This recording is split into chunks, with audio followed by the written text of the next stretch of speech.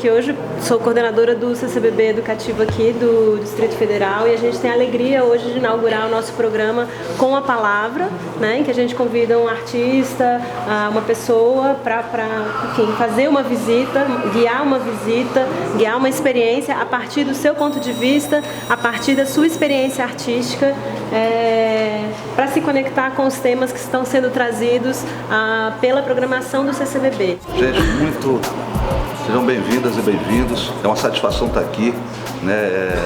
Eu pertenço ao universo do hip hop e ao visitar as obras aqui de Jean-Michel Basquiat foi impactante no sentido de perceber o tanto que a gente viveu histórias parecidas, né? Tivemos assim a década de 80 que Basquiat vive na sua plenitude da sua arte. É um momento também que o hip hop ele nasce e se apresenta para o Brasil, para o planeta, né? Então eu, moleque de quebrada, né, na cidade satélite, eu também estava influenciando no planeta, sabe? Então os desafios de Basquiat eles são bastante parecidos com os meus e de uma geração, né, dessa capital que naquela época era a capital do rock, que hoje também, como os quadros de Basquiat são famosíssimos, né, o hip hop é a música mais tocada e assim festejada no planeta. Tudo tem um pouco do que a gente criou como pedaço, né? E Basquiat fala disso, né, das fissuras, do traço que não chega. E para nós o looping foi muito importante no hip hop, né? Então, de um pedacinho de uma batida, a gente pegou e criou um universo, né? E em cima dessa amplitude que a gente criou, nós colocamos nossas palavras. Era muito difícil para nós dos anos 70, 80, né, principalmente para a geração da periferia, ter acesso a uma bateria, a uma guitarra, a um baixo. E o disco do papai, o disco da mamãe, né? Eles foram importantes porque em cima daquele instrumental de Evaldo Braga, em cima do instrumental de Roberto Carlos, de Lady Zu, de Cassiano, de Miguel de Deus, a gente pôde cantar ali nossas palavras. Como não sabíamos cantar, o canto era falado, né? Então sejam bem-vindos e bem-vindas a esse mundo aqui de Basquiat, que vocês vão ver que vocês têm tudo a ver com ele, né? Porque nós somos uma célula, mas eu acho que tem uma conjunção que a gente precisa perceber e que o Brasil nesse momento precisa entender isso mais do que nunca. Então sejam bem-vindos, eu queria pedir uma salva de palmas para nós, para a gente trazer essa energia que é África, que é diáspora. E dizer para vocês que a obra de Basquiat chega no momento em que a arte, né? A arte ela estava no momento em que as pessoas não queriam colocar a mão, né? O minimalismo ele traz uma coisa em que você olha a arte, mas você não vê a mão das pessoas. E a grande transformação que o Basquiat traz naquela hora para a arte é exatamente a sua interferência na forma e no ato de fazer arte, né? Ele começa, muitas pessoas falam que Basquiat era grafiteiro. Eu sou dessa corrente que acho que ele é grafiteiro, que eu quero trazer ele para dentro do hip hop, mas ele mesmo em alguns momentos, ele não se diz, né, grafiteiro. Projetada para aproximar do centro São Sebastião, o Lago e o Paranoá. 80 foi um ano muito produtivo para Basquiat, então eu estava até conversando com as pessoas aí, como isso parece com o Brasil, né? O Brasil dos anos 70 e 80, a gente falava muito, e todo o meio televisivo, jornalístico, falava muito da seca no Nordeste, né? Falava do sol escaldante, da falta de chuva e dessa saga cega nordestina, né? E parece que Basquiat veio aqui, né? Sem pisar no solo brasileiro, ele traz algo que tem muito parecido com nós. Só para ilustrar para vocês, aos 8 anos, Basquiat, ele que é afro-caribenho, né? Ele tem um pai haitiano e uma mãe que nasce em Porto Rico. Então essa ligadura principal, né? Um afro-caribenho, ele traz, assim como o hip hop trazia nos anos 80, essa história, né, da diáspora, discutindo já o panafricanismo, trazendo Marcus Garvey, trazendo Malcolm X, Steve Biko para as letras de rap, né? O Public Enemy traz tudo isso, Racionais, 88, através do Holocausto Urbano, traz essa história, e a gente percebe isso na obra de Basquiat trazendo, né? Ele traz essa influência da diáspora na sua história. Ele teve um acidente aos 8 anos de idade, perdeu o baço, né, num acidente, e foi presenteado com um livro em que anatomia humana era o estudo dele aos 8 anos de idade. E vocês vão perceber nos quadros a seguir como tem uma influência muito grande desse momento, desse acidente com ele. Fique ligado, acompanhe passo a passo. Condomínios luxuosos de todos os lados, o Congresso, o Planalto colados. Aqueles barracos ali, ó, vão ser retirados. Na mesma hora, partes que parecem hieroglifos. Eu já lembro do Piauí, né, da Serra no Piauí, em que nós temos vários achados dizendo, né, que que nós temos outra história muito, muito distante da oficial contada. Vários habitavam aqui, nós já passamos por aqui talvez antes de voltar aqui a essas terras brasileiras, essa terra que a gente considera ameríndia, né? Indígena. E para quem conhece um pouco, né, da cultura afro-brasileira, isso aqui tem muito de África, né? Sabe, os animais, os sacrifícios, eu vejo ali, sabe, essa pintura traz para mim uma coisa, aquela faca, né, que com um vermelho, então me lembra, né, Xangô, me lembra na mesma hora Ogum, me lembra luta. Basquiat me ensinou isso também, através da leitura. Jamais existiu um africano escravo, e sim africanos e africanas escravizados. A palavra, né, é arte também, e quando a gente lê a palavra ao contrário, com outro paradigma, a gente percebe o quanto, né, a escravização no Brasil ela foi uma machucadura, né, e um impedimento de que um continente pudesse caminhar com suas próprias pernas e com a sua própria história. Ele fala da ausência, né, nesse meio da arte até ali, eram pessoas de pele clara, né, então um mercado muito restrito, um mercado em que a rua estaria distante dela, né? Era para pessoas quase que tinham aquela aptidão para enxergar, e ainda hoje, né? Isso pensando em termos de Brasil, durante muito tempo no Brasil, cultura foi o livro mais alto da estante. Então, as pessoas cultas eram pessoas, né, da Academia Brasileira de Letras. E hoje a gente tem um conceito de cultura, e o conceito de cultura que nós temos é exatamente que todos nós somos portadores e portadoras de cultura. A cultura é formada através da sua caminhada pessoal, né, para que você possa ter a sua vivência de mundo, é uma contribuição única para o mundo, isso é cultura. Então nós somos todos seres humanos e humanas culturais. E Basquiat traz isso para a arte, né? Porque se você vê esses traços, essas balanças, você olha, eles estão incompletos, né? E ele diz assim, olha, eu sei pintar, eu sei fazer, mas eu não quero fazer nesse momento. Então, esse protagonismo traz, né, o neo-expressionismo do Basquiat, ele tem uma ruptura total e ele já é tido como um gênio logo. Quem sobe só para regular a antena, reforça as pontes safena. Eu não sei se vocês sabem, é importante dizer, né? Basquiat morre, né, de um baque que a gente fala na quebrada, mas de heroína e cocaína. E a gente, isso, 1988, na mesma hora, no mesmo tempo em que a gente celebrava ali Run DMC, em que eu lançava o meu primeiro disco de rap, me apresentando, ainda apresentando anonimamente, porque o dono da gravadora não colocou meu nome na música, o crédito, então todo mundo só ouvia a voz. Mas eu hoje descobri que a voz é mais importante que o nome. E Basquiat me trouxe isso, sabe? Ele traz isso, né? Porque nos primeiros grafites dele, quando o intitulavam como grafiteiro, ele exatamente naqueles pontos, naquelas academias que eram fechadas, ele colocava a mesma merda de sempre. Muita gente sabe que, principalmente dos anos 50, aos anos 60, teve uma geração beat. E essa geração beat era uma geração que falava assim, vamos usar tudo até o final, vamos fazer tudo até o final. O Woodstock é um pouco dessa história, né? E ele ainda bebeu muito dessa fonte. E eu percebo isso muito na intensidade. Gente, ele pintou demais muitos quadros, muitas obras, né?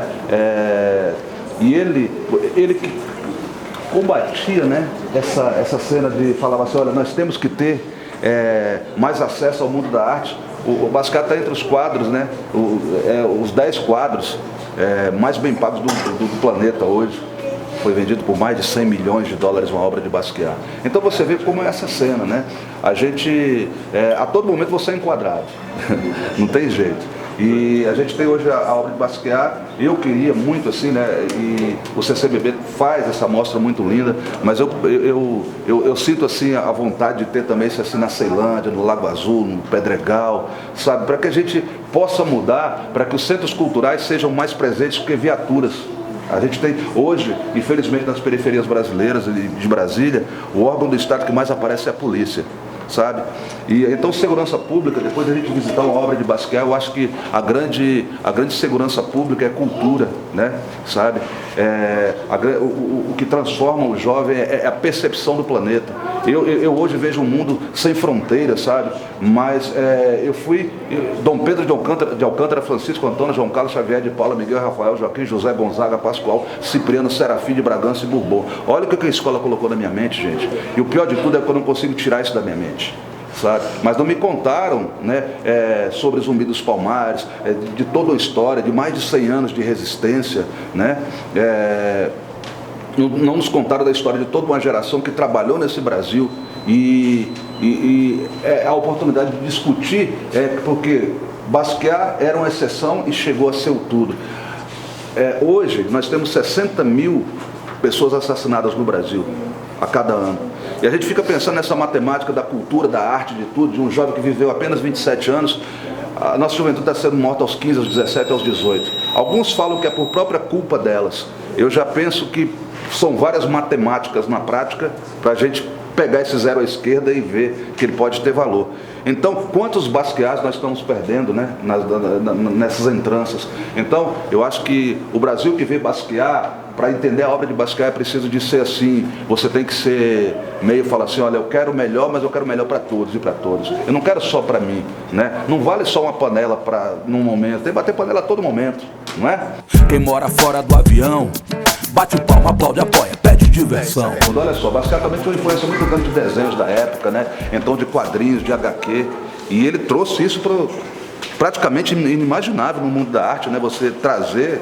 Ele traz outra coisa que é exatamente naquele tempo que estava surgindo a Xerox, a cópia, né? Então ele traz pedaços de folha e escrevendo. Então, quer dizer, ele praticamente dá uma caminhada para o mundo da arte, volta e traz a rua e coloca, e assim se completa a sua arte, a sua singularidade na forma de expressar, né? Não sei se vocês percebem, né? Mas é tudo muito moderno e pós-moderno, né? Parece que a gente está visitando uma cena do futuro, a mesma coisa, uma cena de agora. E aí nos dá a visão de que o Basquiat traz para nós. A importância da gente estar pisado, firme aqui, mas com olhos para frente, para os lados, sabe? Termos essa percepção. Eu confesso para vocês, no caso do hip hop, uma particularidade que tem é que nós nos reuníamos, né, nos anos 70, mais nos anos 80. A gente reuniu nos anos 80 no sentido de assim, poxa, quem gostava da nossa música, sabe? Então você saía do Guará para a Ceilândia, da Ceilândia ali para outra quebrada, para procurar alguém. E nessa época também, para ele foi uma dificuldade, porque era ele era a ideia, né? Então como se colocar como ideia? E eu vejo assim a perseverança, sabe? Por exemplo, o hip hop são 4 elementos: o break, o grafite, o rap e o DJ. Eu fui dançarino, toda a geração do DF, né? Câmbio Negro, DJ Jamaica, todo mundo naquela época dançava break. DJ Rafa, o Marcão do Baseado nas Ruas. E o break nos trouxe por exemplo, tinha um movimento que era o flare do cavalo olímpico, só que a gente fazia no chão. Aquele movimento era muito difícil. Eu mesmo demorei 3 anos para aprender. Tinha moleque da quebrada que aprendi em 3 dias. E um dia nós fomos num professor de ginástica olímpica e perguntamos, professor, nós queremos aprender, nos ensine esse movimento. Ele pegou e falou, olha, vocês, na 24, viu, assim? Lá no Guará. E aí no Guará, na 24, ele pegou e falou, olha, é o seguinte, vocês treinando todo dia, com uma alimentação adequada, os moleques já começaram a olhar, alimentação adequada, quantas refeições por dia? Aí ele falou assim, olha, vocês trabalhando dessa forma, treinando sempre, de vez em quando vindo aqui, 5 anos está bom para vocês? Tranquilo, você vai, pô doutor, mas com 5 eu vou estar com 21, eu quero aprender, o baile é na semana que vem, a gente está fazendo mais ou menos. E assim foi, gente. O Dentinho, que é uma figura do Guará, né, foi o primeiro parceiro a aprender esse movimento, e o Dentinho aprendeu assim um mês depois, e com 2 meses todo mundo estava sabendo. Então, você está entendendo? Para mim, aquele professor ali foi academia.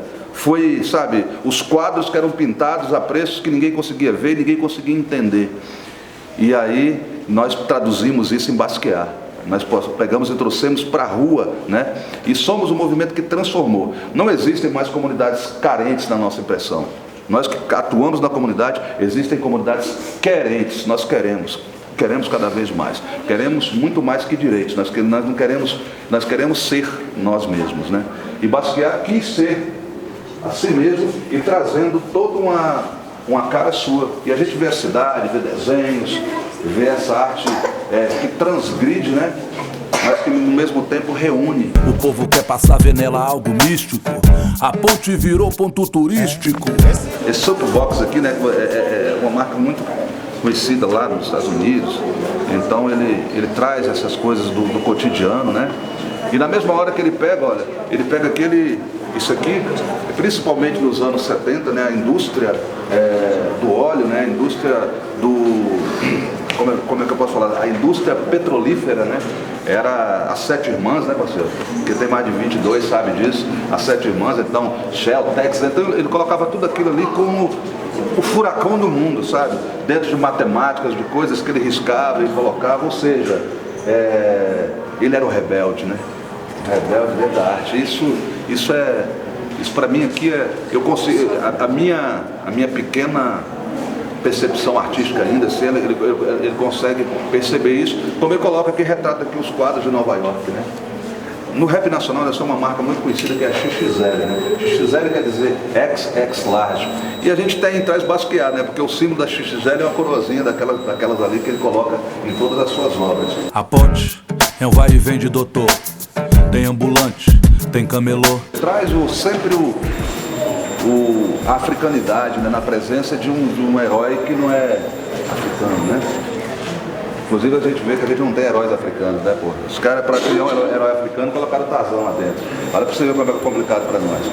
Mas tem Nelson Mandela, tem vários, Steve Biko, Marcos Garvey, todos, né? E eu fico pensando assim, porque esse livro que o Basquiat teve acesso de anatomia, né, a princípio assim, o que se busca, né, aos 8 anos, então as nossas experiências, né, a formação dos traços da nossa personalidade, o tanto que uma infância, né, ela é importante.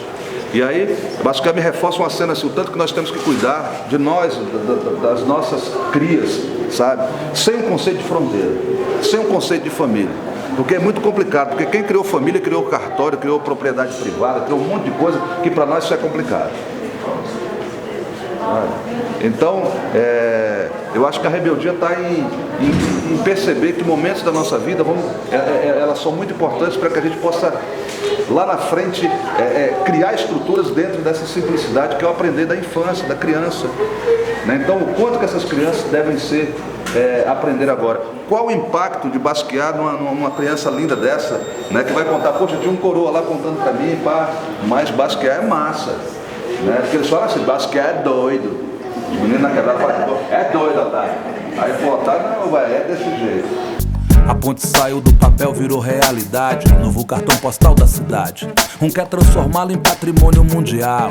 Aí vem o disco, que é exatamente, né, uma música mais dançante, boate, em que... porque os guetos, né, já estavam efervescidos do funk e do soul, né?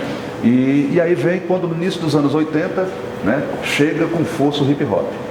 O hip hop chega através de África Bambaataa, né?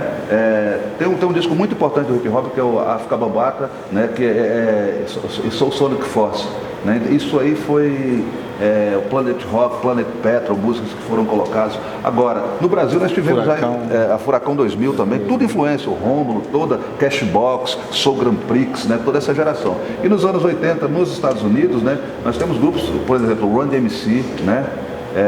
E o Run DMC foi um grupo que ele foi muito visionário, porque ele já fez uma fusão com rock and roll. What you say, what is play? Então, quer dizer, ele já pegou e já juntou e foi muito louco.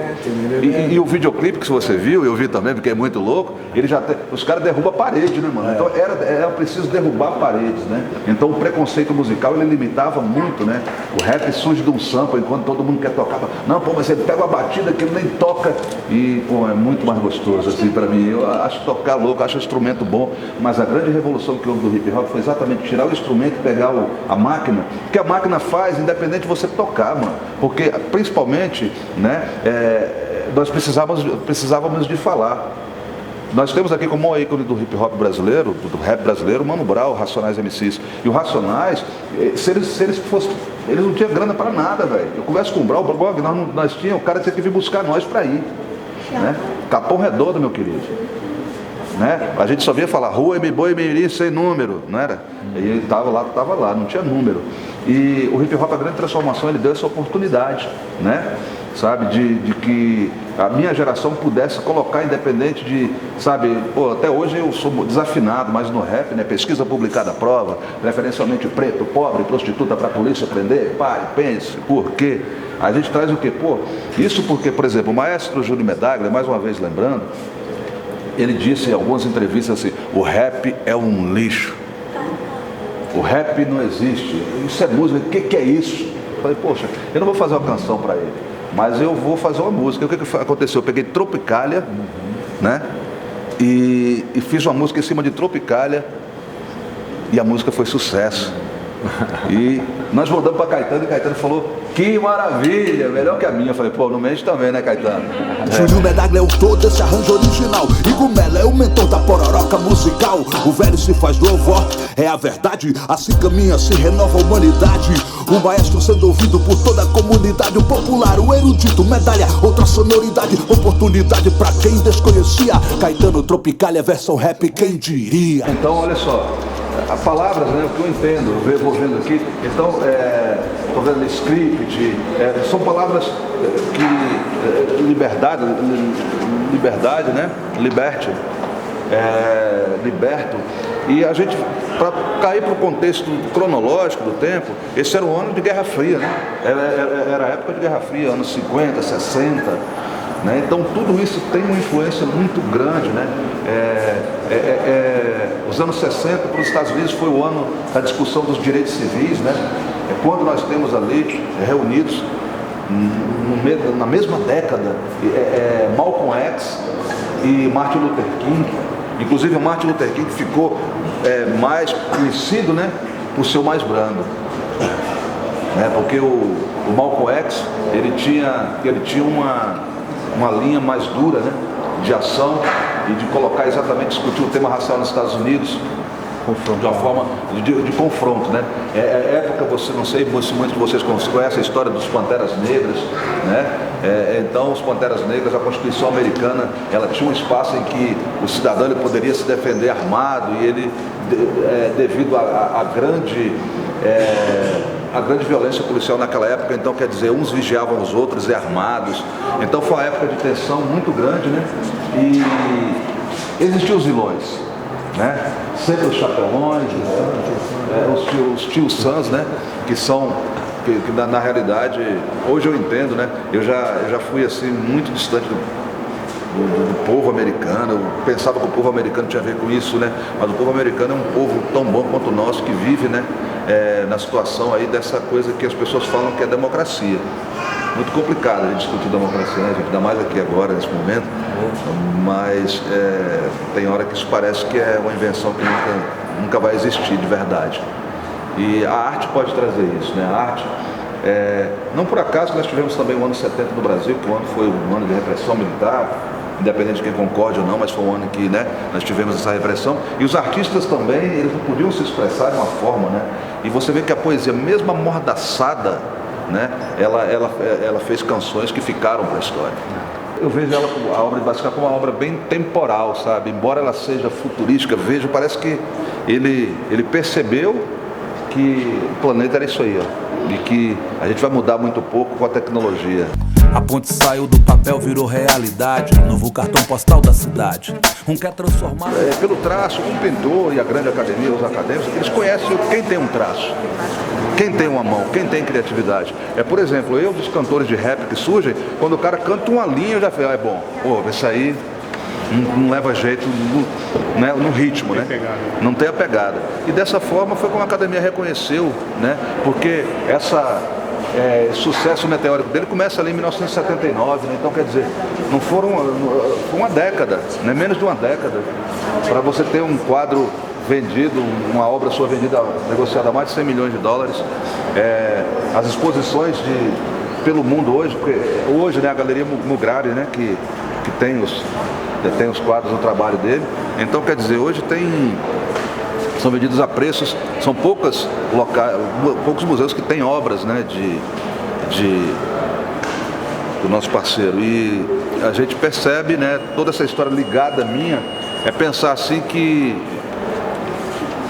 ele, para mim, assim, como Ed Rock fala, Você sai do gueto, mas o gueto não sai de você. Então, a obra primária dele, para mim, foi a obra-prima dele, né? A caminhada de toda essa obra dele, eu penso assim, poxa, como ele conseguiu ser ele mesmo nessa caminhada toda, né? E na mesma hora, como essa coisa da adicção, né, da droga, né? Nos anos 70 foi uma coisa assim, e 80, era uma coisa que as pessoas se assumiam, né? Sabe? E continua aí. Eu já atravessei a ponte do Paraguai. Um filme inspirou a ponte do Rio que cai. É sucesso em Campinas, na voz dos Racionais, mas a ponte da capital é demais. Projetada para aproximar do centro São Sebastião, Lago e o Paranoá, desafogar o tráfego da região e visitantes de chegada, nova opção. Fique ligado, acompanhe passo a passo. Condomínios luxuosos por todos os lados, o Congresso Planalto colados. Aqueles barracos ali, ó, vão ser retirados. A ponte é luxo, nada em mono, só estéreo. 1.200 metros, louco visual aéreo. Quem sobe só para regular a antena, reforce as pontes safena. A ponte começou depois, mas terminou bem antes que as obras do metrô. Quem mora fora do avião, bate palma, aplaude, apoia, pede diversão. A ponte é muito, muito iluminada. O pôr do sol numa visão privilegiada. O povo quer passar, vê nela algo místico. A ponte virou ponto turístico. Esse lugar é uma maravilha. No horizonte, no horizonte. No horizonte, esse lugar é uma maravilha. No horizonte, no horizonte. A ponte é um vai e vem de doutor. Tem ambulante, tem camelô. Olha pra baixo, vê jet ski altos bar.